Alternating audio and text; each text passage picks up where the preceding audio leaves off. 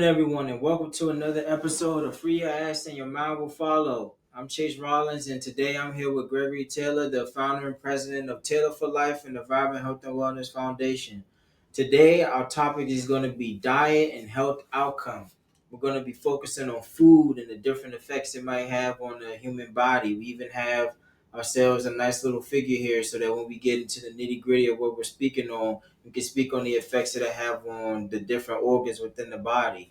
So again, I'm here with Greg Taylor. How you doing today? All right. Happy Friday. Happy Friday. Happy Friday. TGIF Day. Happy Friday. TGIF. How you doing, Chase? I'm doing well. It's a lot of rain out there, but I know, unfortunately, down in the southern part of the United States, the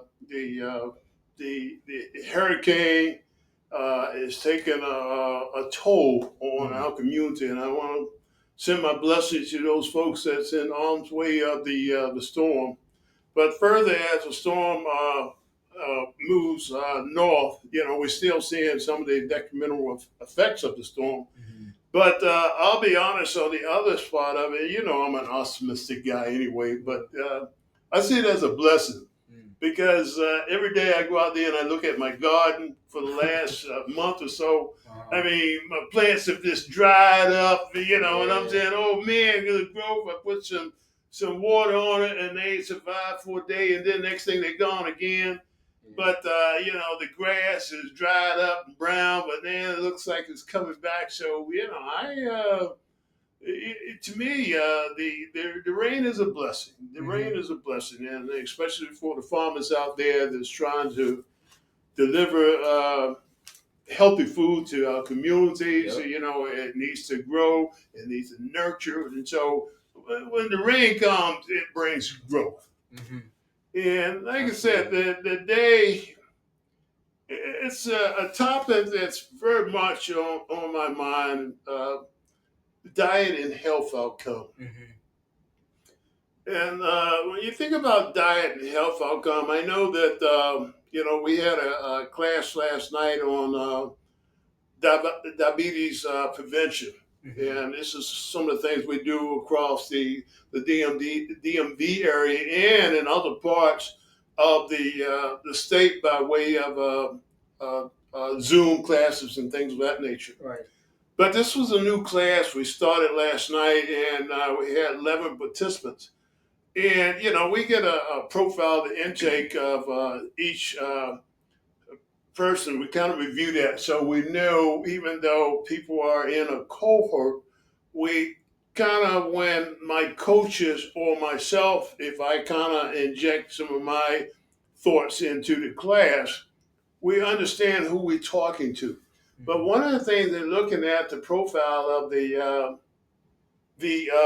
11 individuals last night, I noticed the majority of the participants are women, and that's usually the case. Men tend to, oh, I can take a licking and keep on ticking. But in Right. reality, men are dying prematurely as well because neglecting their health. Mhm. But with the class last night, I noticed, and I'll be honest with you, like the A1C levels, and that's the way the physicians measure the amount of glucose or sugar in your bloodstream. Okay. And if it's below, 5.4, 5.5, you're good. Mhm. But when it started creeping up to about 5.7, 5.9, headed toward that pre-diabetes, 6.4, 6.5, you consider a type 2 diabetes where the pancreas is not making enough insulin to cancel out the glucose or sugar in your bloodstream. Okay. And so what happens, but I noticed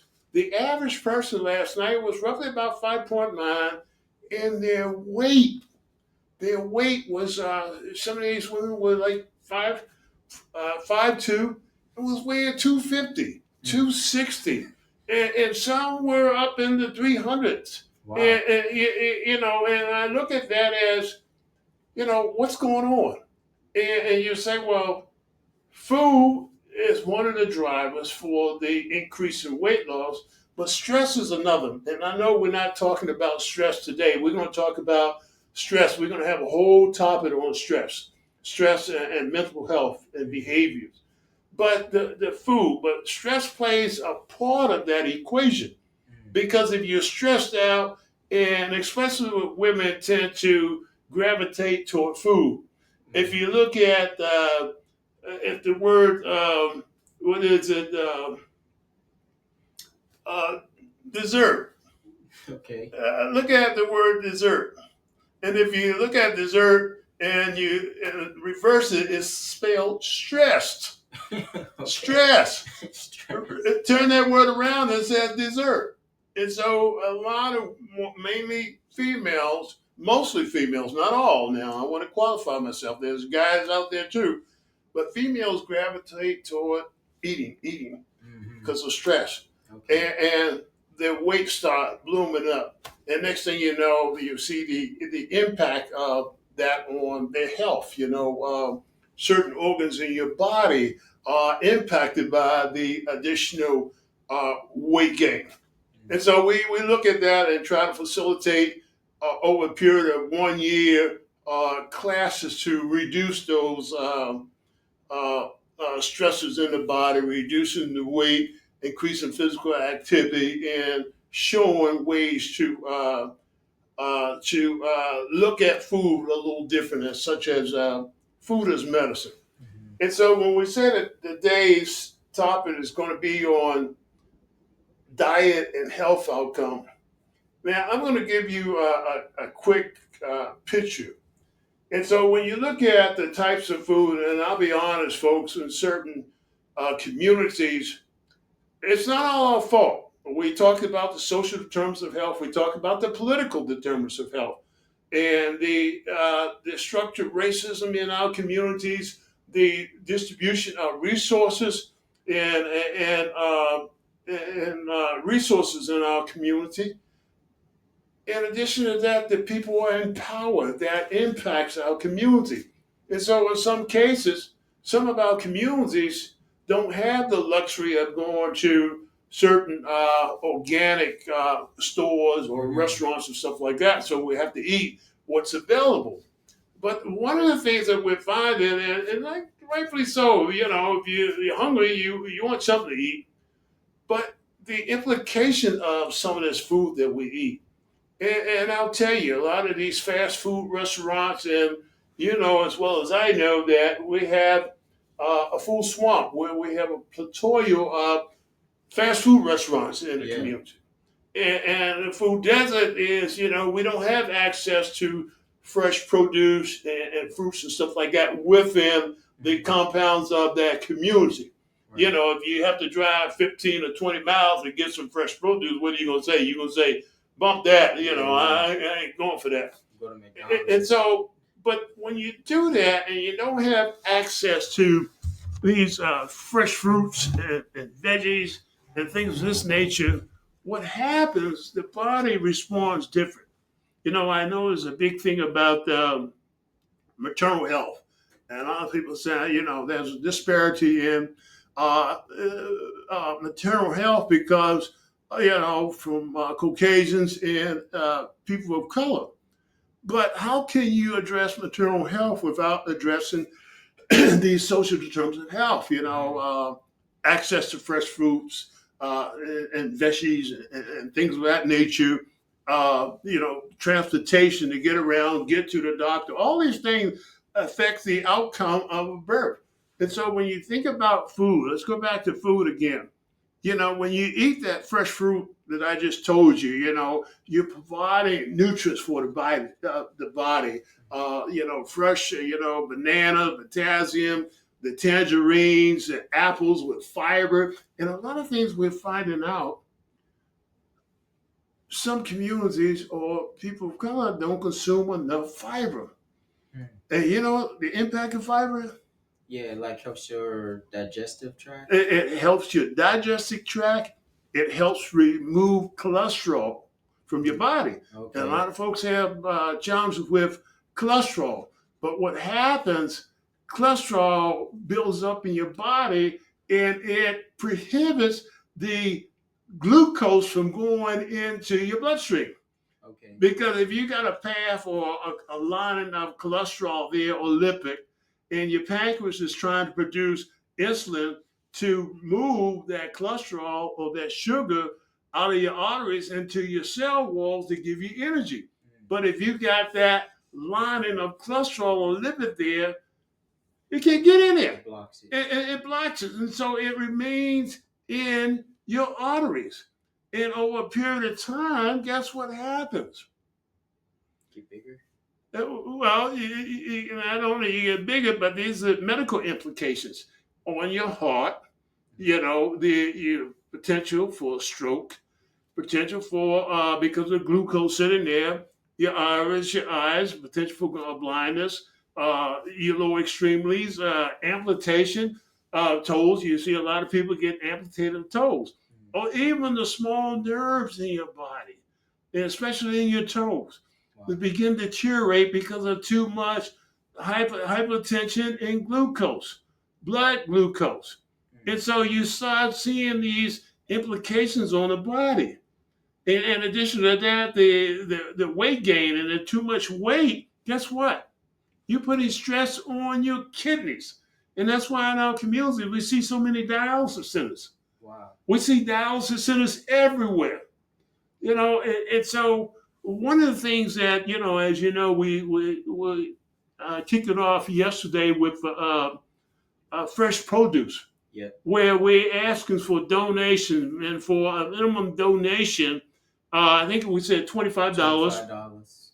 We would provide to the donor fresh produce each time we get fresh produce and fruit from the farmers to them. And this is from start next week until November. Mm-hmm. But in addition to that, we have an obligation to the community to reach out to them and to provide food. So this fruit is beneficial. It gives you energy. It helps to prevent certain diseases in our body. It's packed with vitamin C and vitamin A. Those are things that prevent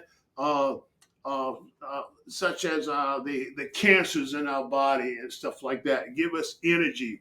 The veggies, the leafy green veggies and stuff like that, they are good for our body to help even in the digestive tract. And I mentioned early on about this cholesterol, but the fiber that's associated is that bond with that cholesterol and removes it from our walls, our calorie, the cholesterol, the lipid, removes that and help to increase our HDL, our high density type lipid, which is the good stuff that we want. Okay. And get rid of that LDL, the low density type of cholesterol.